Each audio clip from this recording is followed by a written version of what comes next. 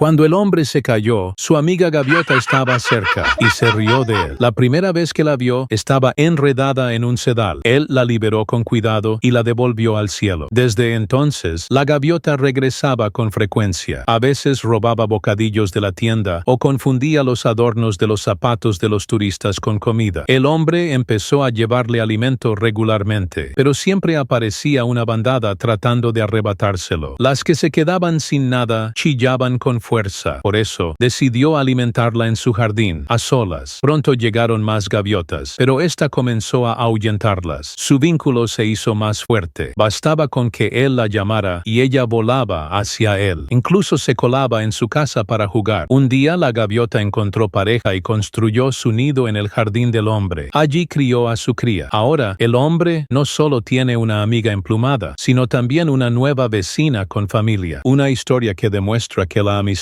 puede cruzar incluso los cielos.